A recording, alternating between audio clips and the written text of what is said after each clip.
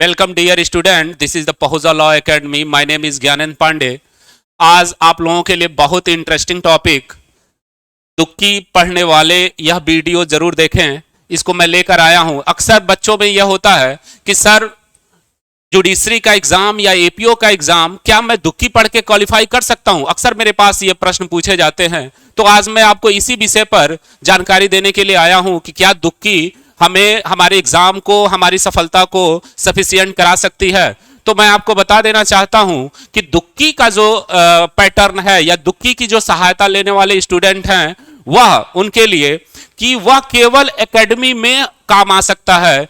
जैसे अगर वो एलएलबी का एग्जाम अपना पास करना चाह रहे हैं तो वह तुक्की का अगर तुक्की पढ़ते हैं तो उसके लिए वो क्वालिफाई कर सकते हैं। लेकिन जहां तक जुडिशरी का एग्जाम है, एपीओ का एग्जाम है, तो मात्र आप तुक्की से आप उस एग्जाम को क्रैक नहीं कर सकते। क्यों? क्योंकि तुक्की आपको कोई कंसेप्ट नहीं क्रिएट करती। आपको वह डेवलप जो एक आइडिया है जिसके वजह से आप एग्जाम को क्वालिफाई करेंगे, वह आइडिया उस लेवल पे आपको तुक्की सहारा नहीं दे सकती। इसलिए आप हमेशा, अगर आप अपने आप को यह चाह रहे हैं कि मुझे जज बनना है या एपीओ बनना है, तो आपको हमेशा एथेंटिक बुक पर ही विश्वास करनी होगी। जो टेक्स्ट बुक आपके एथेंटिक हैं, जो आपके, तो उस पर आप विश्वास करेंगे, ना कि तुक्की पर करेंगे। क्योंकि आप देखेंगे कि एग्जाम में जो क्वेश्चन पूछने का पैटर्न है वह एक अलग तरीके का होता है। वह सीधा सीधा क्वेश्चन नहीं पूछता है। हो सकता है कि कोई कंसेप्ट पूछे, कोई आलोचनात्मक पूछे, तो आप उसको कैसे हैंडल कर सकेंगे? तुक्की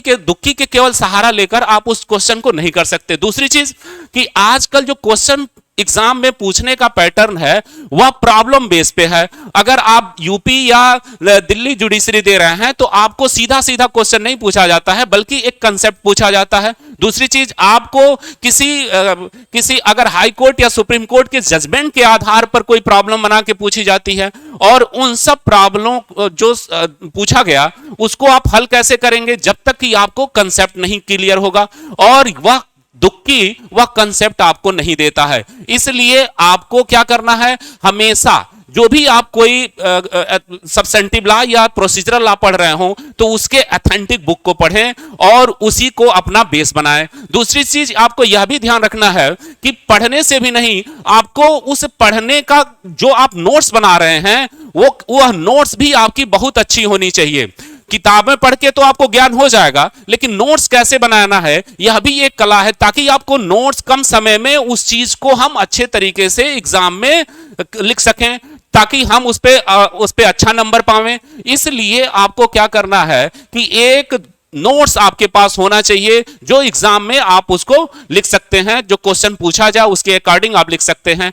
इसलिए क्या करना है कि अगर आपको किसी कोचिंग के द्वारा या किसी अच्छे बुक से 2-3 किताबों को रखिए और 2-3 किताबों को पढ़कर एक अच्छा नोट्स बनाइए, एक कोई भी जो टॉपिक है उसको समझिए, और तब जो है आप अपना मेंस का एक आंसर राइटिंग कर पाएंगे। दूसरी चीज, जहां तक अगर मान लीजिए कि अगर आप पीटी क्वालिफाई हो गए या मेंस क्वालिफाई कर दिए, जब इंटरव्यू में आते हैं तो इंटरव्यू में भी आपका तुक्की सहारा नहीं देगा जब तक कि आपको कंसेप्ट नहीं होगा। क्योंकि जो इंटरव्यूअर आपसे जो पूछ रहा है, जो इंटरव्यू ले रहा है, वह जो है आपको एक कंसेप्ट पूछेगा कि आप उसमें समझते क्या हो। कोई किसी भी तरीके से क्वेश्चन बन सकता है।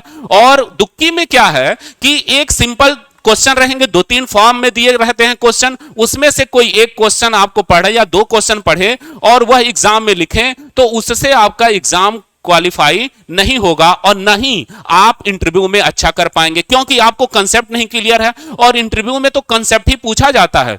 तो इसलिए आपको अगर लॉ की अच्छी जानकारी रखनी है, आपको किसी टॉपिक पे आपको कंसेप्ट रखनी है, तो इसके लिए आपको एथेंटिक बुक, जो टेक्स्ट बुक है, उसको पढ़ना है।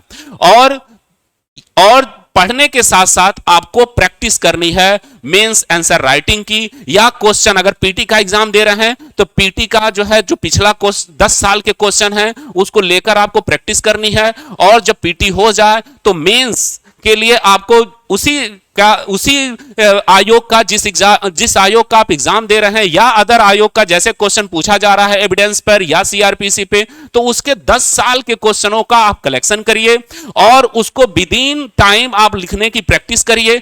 और यहां तक जहां तक मैं समझता हूं, कोई भी विद्यार्थी जनरली जो सीरियस नहीं है वह मेंस का पढ़ते तो हैं, लेकिन मेंस की आंसर राइटिंग अपने जहां अपनी तैयारी कर रहे हैं अपने कमरे पे अपने रूम पे, वह मेंस की आंसर राइटिंग नहीं करते। इसलिए वह उसके लिए उसे कोचिंग किसी ना कोचिंग को ज्वाइन करनी पड़ती है ताकि वहां आपको आंसर राइटिंग करने का मौका दिया जाए, आपकी कॉपी को चेक करे कोई और उसमें आपको गलतियां बताए कि आप क्या गलती कर रहे हैं। और चूंकि मेंस एक कला है, मैं बार बार कहता हूं कि मेंस एक कला है, चीजों को जानना और मेंस में लिखना ये दोनों अलग अलग चीजें होती हैं और यह तभी डेवलप होगी जब आप आंसर राइटिंग लगातार कर रहे हो, ताकि आपको एग्जाम में जो विद इन टाइम है उन टाइम में आप उन सारे क्वेश्चनों को सही फॉर्मेट में लिख सकें। इसलिए आपको लगातार प्रैक्टिस करनी है, अच्छी बुक पढ़नी है और दुक्की पे सहारा नहीं लेनी है। दुक्की से आपने एकेडमी कर लिया, आप एलएलबी पास हो गए, लेकिन आप देखेंगे कि आपको एलएलबी तो पास हो गए लेकिन वो चीज नहीं आई जिसके वजह से आपको जुडिशरी क्लियर हो सके या एपीओ क्लियर हो सके। इसीलिए आपको कोचिंग का सहारा लेना पड़ता है। तो वे बच्चे जो दुक्की पर निर्भर हैं, वे बच्चे, मेरा यह मानना है कि वे बच्चे जुडिशियल क्रैक नहीं कर पाएंगे। इसलिए मैं ज्ञानेंद्र पांडे आपको यह सुझाव दूंगा कि आप दुक्की पर विश्वास न करें बल्कि टेक्स्ट बुक पर विश्वास करें और एक कोचिंग ज्वाइन करें जिसके वजह से आप अपनी कमियों को वह जो टीचर है वो बताता रहे और यह बताता रहे कि आपको क्या लिखना है, क्या नहीं लिखना है, कैसे लिखना है। तो इन सब विषयों को लेकर आज हम आए थे और मैं आशा करता हूं कि आपके लिए यह उपयोगी होगा। धन्यवाद।